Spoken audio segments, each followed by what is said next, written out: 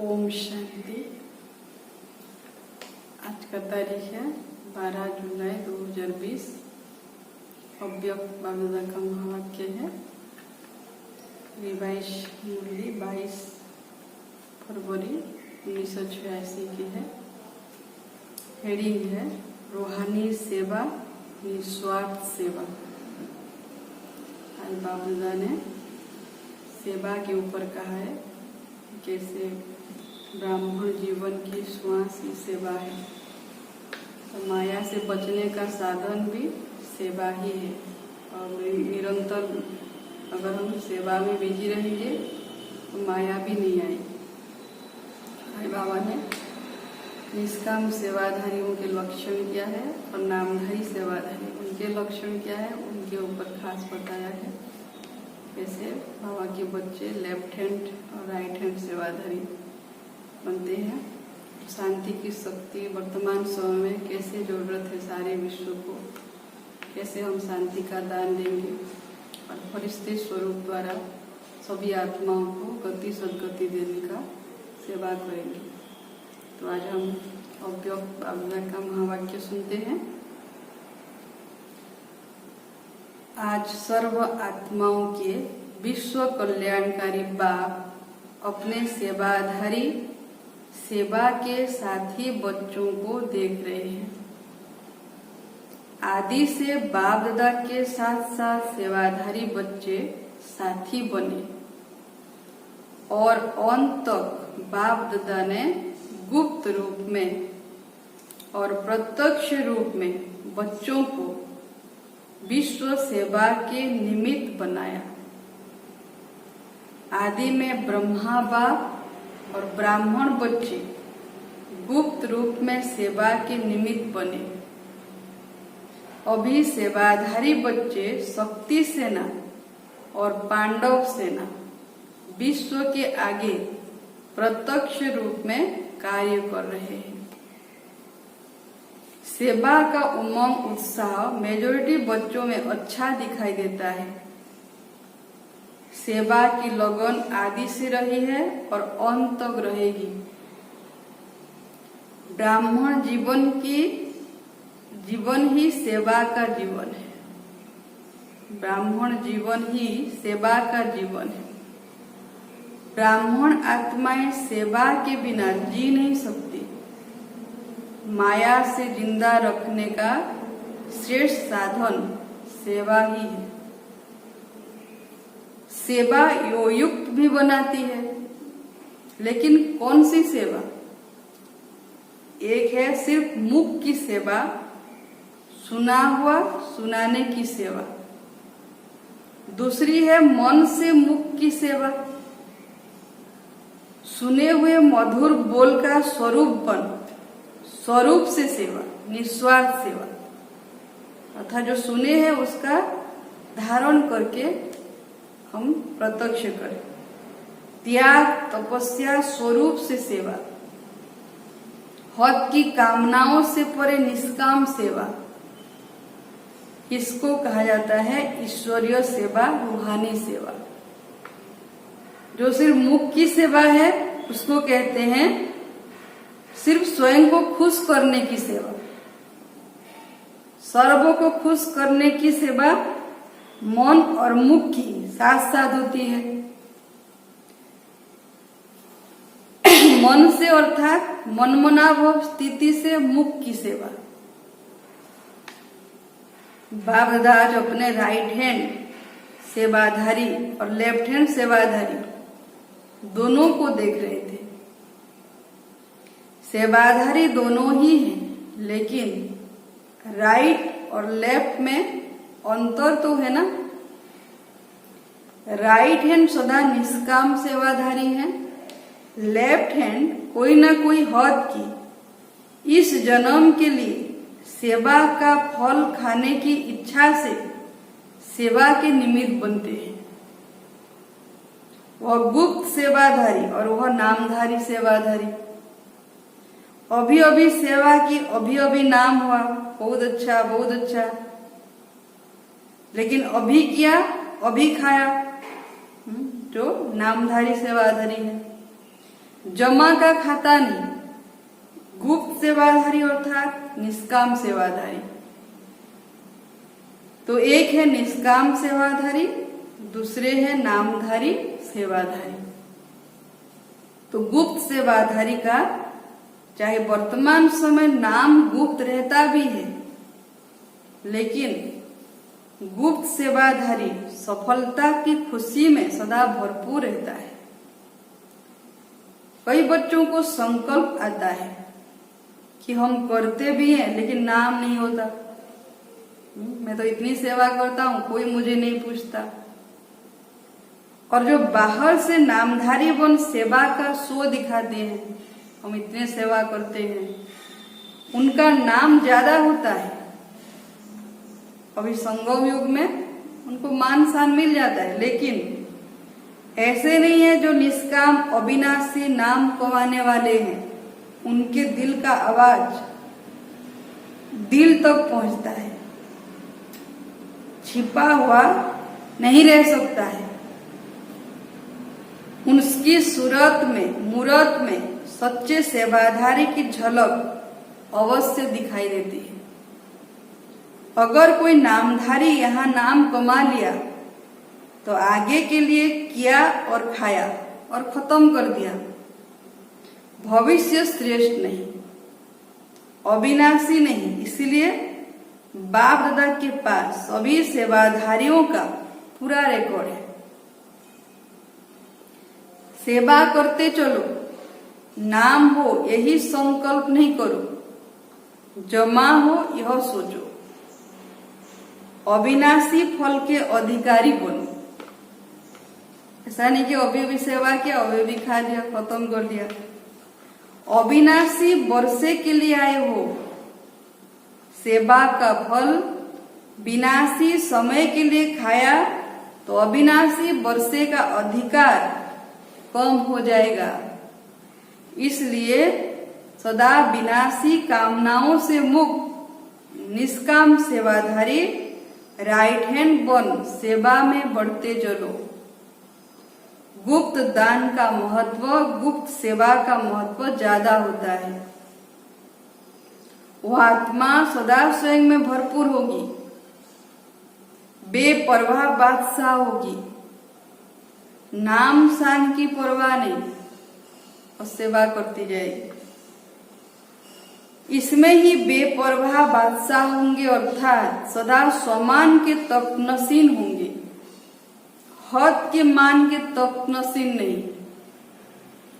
स्वमान के तकनसीन, अविनाशी तकनसीन, अटल अखंड प्राप्ति के तकनसीन। इसको कहते हैं विश्व कल्याणकारी सेवाधारी। कभी साधारण संकल्पों के कारण विश्व सेवा के कार्य में सफलता प्राप्त करने में पीछे नहीं हटना। त्याग और तपस्या से सदा सफलता को प्राप्त कर आगे बढ़ते रहना। समझा? सेवाधारी किसको कहा जाता है? तो सभी सेवाधारी हो। सेवा स्थिति को डगमग करे वो सेवा नहीं है। कई सोचते हैं सेवा में नीचे ऊपर भी बहुत होते हैं। संगठन में सेवा होती है तो ऐसे नीचे ऊपर होती रहती है। विघ्न भी सेवा में आते हैं और निर्विघ्न भी सेवा ही बनाती है। लेकिन जो सेवा विघ्न रूप बने वो सेवा नहीं, उसको सच्ची सेवा नहीं कहेंगे, नामधारी सेवा कहेंगे। सच्ची सेवा सच्चा हीरा है। जैसे सच्चा हीरा कभी चमक से छिप नहीं सकता, ऐसे सच्चा सेवाधारी सच्चा हीरा है। उसकी चमक भी दूर से ही दिखाई देती है। तो कौन से सेवाधारी है? सच्चे सेवाधारी या नामधारी सेवाधारी? खुद ही चेक करें। चाहे झूठे हीरे में चमक कितनी भी बढ़िया हो, लेकिन मूल्यवान कौन? मूल्य तो सच्चे का होता है ना, झूठे का तो नहीं होता। अमूल्य रत्न सच्चे सेवाधारी है। अनेक जन्म का मूल्य सच्चे सेवाधारी का है। अल्प काल की चमक का सो नामधारी सेवा है। इसलिए सदा सेवाधारी बन सेवा से विश्व कल्याण करते चलो। समझो सेवा का महत्व क्या है। कोई कम नहीं है। हर एक सेवाधारी अपनी अपनी विशेषता से विशेष सेवाधारी है। अपने को कम भी नहीं समझो और फिर करने से नाम की इच्छा भी नहीं रखो। सेवा को विश्व कल्याण के अर्पण करते चलो।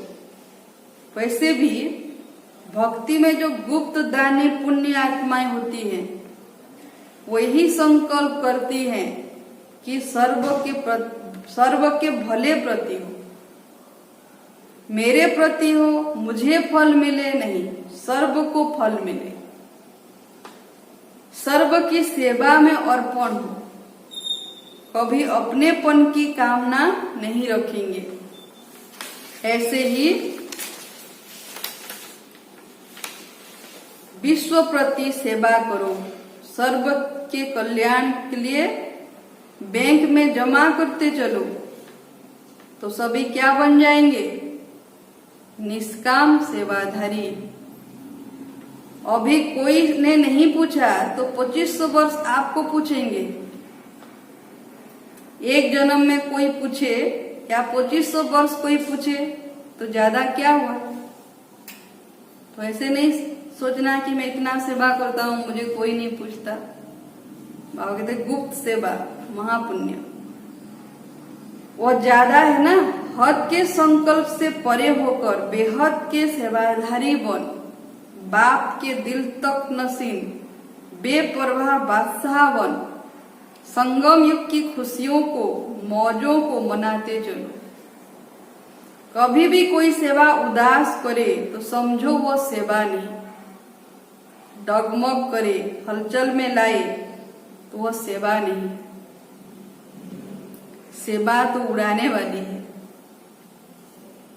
सेवा बेगमपुर का बादशाह बनाने वाली है। ऐसे सेवाधारी होना।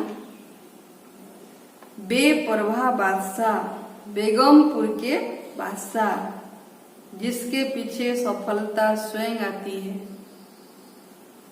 सफलता के पीछे वह नहीं भागता, सफलता उसके पीछे पीछे है। अच्छा, बेहद की सेवा के प्लान तो बनाते हो ना। बेहद की स्थिति से बेहद की सेवा के प्लान सहज सफल होते ही है। डबल विदेशी भाई बहनों ने एक प्लान बनाया है जिसमें सभी आत्माओं से कुछ मिनट शांति का दान लेना है। उस समय बाप दादा को कहा। बाप दादा बोले यह भी विश्व को महादानी बनाने का अच्छा प्लान बनाया है ना। थोड़ा समय भी शांति के संस्कारों को चाहे मजबूरी से चाहे स्नेह से इमर्ज तो करेंगे ना। प्रोग्राम प्रमाण भी करें तो भी जब आत्मा में शांति के संस्कार इमर्ज होते हैं तो शांति स्वधर्म तो है ही ना। शांति के सागर के बच्चे तो हैं ही, शांति धाम के निवासी भी हैं। तो प्रोग्राम प्रमाण भी वह इमर्ज होने से वह शांति की शक्ति उन्हों को आकर्षित करती रहेगी। जैसे कहते हैं ना, एक बारी जिसने मीठा चक्कर देखा तो चाहे उसे मीठा मिले न मिले, लेकिन वह चखा हुआ रस उसको बार बार खींचता रहेगा। तो यह भी शांति की माखी यानी शहद चखना है। तो यह शांति के संस्कार स्वतः ही स्मृति दिलाते रहेंगे। इसलिए धीरे धीरे आत्माओं में शांति की जागृति आती रहे। यह भी आप सभी शांति का दान दे, उन्हों को भी दानी बनाते हो। आप लोगों का शुभ संकल्प है कि किसी भी रीति से आत्माएं शांति की अनुभूति करें। विश्व शांति भी आत्मिक शांति के आधार पर होगी ना। प्रकृति भी पुरुष के आधार से चलती है। यह प्रकृति भी तब शांत होगी जब आत्माएं में शांति की स्मृति आए, सभी आत्माओं में शांति की स्मृति आए। चाहे किस विधि से भी करे, लेकिन अशांति से तो परे हो गए ना। और 1 मिनट की शांति भी उन्हों को अनेक समय के लिए आकर्षित करती रहेगी। तो अच्छा प्लान बनाया है। यह भी जैसे कोई को थोड़ा सा ऑक्सीजन दे करके शांति का श्वास चलाने का साधन है। शांति के श्वास से वास्तव में बेहोश पड़े हैं, तो यह साधन जैसे ऑक्सीजन है, उससे थोड़ा श्वास चलना शुरू होगा। कईयों का श्वास ऑक्सीजन से चलते चलते चल भी पड़ता है। तो सभी उमंग उत्साह से पहले स्वयं पूरा ही समय शांति हाउस बन शांति की किरणें देना। तब आपके शांति की किरणों की मदद से, आपके शांति के संकल्प से उन्हों को भी संकल्प उठेगा और किसी भी विधि से करेंगे। लेकिन आप लोगों की शांति के वाइब्रेशन उनको सच्ची विधि तक खींच कर ले आएंगे। यह भी किसी को जो नाउम्मीद है उनको उम्मीद की झलक दिखाने का साधन है। नाउम्मीद में उम्मीद पैदा करने का साधन है। जहां तक हो सके वहां तक जो भी संपर्क में आए, जिसके भी संपर्क में आए, तो उनको 2 शब्दों में आत्मिक शांति, मन की शांति का परिचय देने का प्रयत्न जरूर करना। क्योंकि हर एक अपना अपना नाम ऐड तो कराएंगे, चाहे पत्र व्यवहार द्वारा करें, लेकिन कनेक्शन में तो आएंगे ना, लिस्ट में तो आएगा ना। तो जहां तक हो सके शांति का अर्थ क्या है वो 2 शब्दों में भी स्पष्ट करने का प्रयत्न करना। 1 मिनट में भी आत्मा में जागृति आ सकती है, समझा? प्लान तो आप सबको भी पसंद है ना। दूसरे तो काम उतारते हैं, आप काम करते हो। जब है ही शांति के दूत, तो चारों ओर शांति दूतों की यह आवाज गूंजेगी और शांति के फरिश्ते प्रत्यक्ष होते जाएंगे। सिर्फ आपस में यह राय करना कि पीस के आगे कोई ऐसा शब्द हो जो दुनिया से थोड़ा न्यारा लगे। पीस मार्क या पीस, यह शब्द तो दुनिया भी यूज करती है। तो पीस शब्द के साथ कोई विशेष शब्द हो जो यूनिवर्सल भी हो और सुनने से ही लगे कि यह न्यारे है, तो इन्वेंशन करना। बाकी अच्छी बातें हैं। कम से कम जितना समय यह प्रोग्राम चले उतना समय कुछ भी हो जाए, स्वयं न अशांत होना है न अशांत करना है। शांति को नहीं छोड़ना है, क्योंकि खुद पहले धारण करेंगे तो दूसरों को कराएंगे ना। पहले तो ब्राह्मण यह कंगन बांधेंगे ना। जब उन्हों को भी कंगन बांधते हो तो पहले ब्राह्मण जब अपने को कंगन बांधेंगे तभी औरों को भी बांध सकेंगे।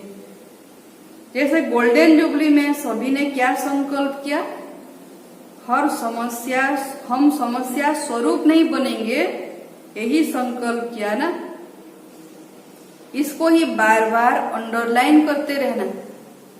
ऐसे नहीं समस्या बनो और कहो कि समस्या स्वरूप नहीं बनेंगे।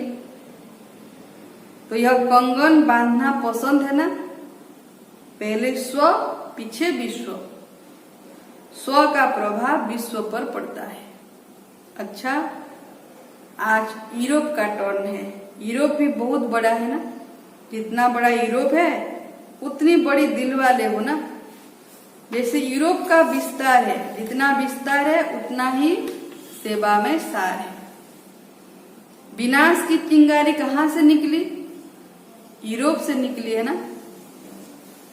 एटॉमिक बॉम्ब आदि मुसल जो बनाए हैं, तो जैसे विनाश का साधन यूरोप से निकला, तो स्थापना के कार्य में विशेष यूरोप से आत्माएं प्रख्यात होनी ही है। जैसे पहले बॉम्ब्स अंडरग्राउंड बने, पीछे कार्य में लाई, ऐसी ऐसी आत्माएं भी तैयार हो रही है। अभी गुप्त है, अंडरग्राउंड है, लेकिन प्रख्यात हो भी रही है और होती भी रहेंगी। जैसे हर देश की अपनी अपनी विशेषता होती है ना, तो यहाँ भी हर स्थान की अपनी विशेषता है। नाम वाला करने के लिए यूरोप का यंत्र काम में आएगा। जैसे साइंस के यंत्र कार्य में आए, ऐसे आवाज बुलंद करने के लिए यूरोप से यंत्र निमित्त बनेंगे। नई विश्व तैयार करने के लिए यूरोप ही आपका मददगार बनेगा। यूरोप की चीज सदा मजबूत होती है। जर्मनी की चीज को सब महत्व देते हैं। तो ऐसे ही सेवा के निमित्त महत्व वाली आत्माएं प्रत्यक्ष होती रहेंगी। समझा? यूरोप भी कम नहीं है। अभी प्रत्यक्षता का पर्दा खुलने शुरू हो रहा है, समय पर बाहर आ जाएगा। अच्छा है, थोड़े समय में चारों ओर विस्तार अच्छा किया है, रचना अच्छी रची है। अभी इस रचना को पालना का पानी दे मजबूत बना रहे हैं। जैसे यूरोप की चीज स्थूल चीजें मजबूत होती है, वैसे आत्माएं भी विशेष अचल अडोल मजबूत होंगी। मेहनत मोहब्बत से कर रहे हो, इसीलिए मेहनत नहीं है, लेकिन सेवा की लगन अच्छी है। जहाँ लगन है वहाँ विघ्न आते भी समाप्त हो, सफलता मिलती रहती है। वैसे टोटल यूरोप की अगर क्वालिटी देखो तो बहुत अच्छी है। ब्राह्मण वीआईपी है, वैसे वीआईपी वैसे धरनी फल देने वाली है। वैसे भी वीआईपी है, इसीलिए यूरोप के निमित्त सेवाधारियों को और भी स्नेह भरी श्रेष्ठ पालना से मजबूत कर विशेष सेवा के मैदान में लाते रहो। वैसे धरनी फल देने वाली है। अच्छा, यह तो विशेषता है जो बाप का बनते ही दूसरों को बनाने में लग जाते हैं, हिम्मत अच्छी रखते हैं, और हिम्मत के कारण ही यह गिफ्ट है जो सेवा के अंदर वृद्धि को पाते रहते हैं। क्वालिटी भी बढ़ाओ और क्वांटिटी भी बढ़ाओ, दोनों का बैलेंस हो। क्वालिटी की शोभा अपनी है और क्वांटिटी की शोभा फिर अपनी है। क्लास भरपूर होता है तो कितना अच्छा लगता है, और क्वालिटी वाला भी हो, दोनों ही चाहिए। सिर्फ क्वालिटी हो क्वांटिटी न हो तो भी सेवा करने वाले थक जाते हैं। इसलिए दोनों ही अपनी अपनी विशेषता के काम के हैं। दोनों ही सेवा जरूरी है, क्योंकि 9 लाख तो बनाना है ना। 9 लाख में विदेश से कितने हुए हैं? समय उत्तर दिया किसने? 5000। अच्छा, एक कल्प का चक्र तो पूरा किया। विदेश को लास्ट सो फास्ट का वरदान है, तो भारत से फास्ट जाना है, क्योंकि भारत वालों को धरनी बनाने में मेहनत होती है। विदेश में कलराठी जमीन नहीं है। यहाँ पहले बुरे को अच्छा बनाना पड़ता है, वहाँ बुरा सुना ही नहीं है, तो बुरी बातें उल्टी बातें सुनी ही नहीं, इसलिए साफ है। और भारत वालों को पहले प्लेट साफ करनी पड़ती है, फिर लिखना पड़ता है, क्योंकि बुद्धि में कितने शास्त्र पुराण आदि है ना, इसलिए वो मिटता नहीं है। तो इसलिए प्लेट को पहले साफ करना पड़ता है बुद्धि को। विदेश को समय प्रमाण वरदान है लास्ट सो फास्ट का, इसलिए यूरोप कितने लाख तैयार करेगा। जैसे यह मिलियन मिनट का प्रोग्राम बनाया है, ऐसे ही प्रजा का बनाओ। प्रजा तो बन सकती है ना, मिलियन मिनट बना सकते हो तो मिलियन प्रजा नहीं बना सकते। और ही 1 लाख कम 9 लाख ही कहेंगे, समझा। यूरोप वालों को क्या करना है? और ही 1 लाख कम 9 लाख ही कहते हैं, समझा। यूरोप वालों को क्या करना है? जोर शोर से तैयारी करो। अच्छा, डबल विदेशों का डबल लक है। वैसे सभी को 2 मुरलियां सुनने को मिलती, आपको डबल मिली। कॉन्फ्रेंस भी देखी, गोल्डन जुबली भी देखी, बड़ी बड़ी दादियां भी देखी, गंगा, जमुना, गोदावरी, ब्रह्मपुत्रा सब देखी। सब बड़ी बड़ी दादियां देखी ना। एक एक दादी की एक एक विशेषता सौगात में लेकर जाना तो सभी की विशेषता काम में आ जाएंगी। विशेषताओं के सौगात की झोली भर करके जाना, इसमें कस्टम वाले नहीं रुकेंगे, क्योंकि दूसरी चीज लेंगे तो कस्टम वाले रुकते हैं ना। अच्छा, सदा विश्व कल्याणकारी बन, विश्व सेवा के निमित्त सच्चे सेवाधारी श्रेष्ठ आत्माएं, सदा सफलता के जन्मसिद्ध अधिकार को प्राप्त करने वाली विशेष आत्माएं, सदा स्व के स्वरूप द्वारा सर्व को स्वरूप की स्मृति दिलाने वाली विशेष समीप आत्माएं, सदा बेहद के निष्काम सेवाधारी बन उड़ती कला में उड़ने वाले डबल लाइट बच्चों को बाप दादा का याद प्यार और नमस्ते। हम बच्चों का भी बाप दादा को याद प्यार, गुड मॉर्निंग, नमस्ते नमस्ते।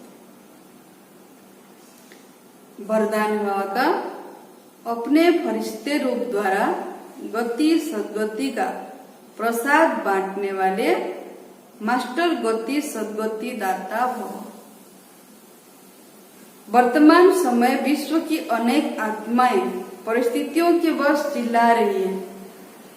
कोई महंगाई से, कोई भूख से, कोई तन के रोग से, कोई मन की अशांति से, सबकी नजर टावर ऑफ पीस की तरफ जा रही है।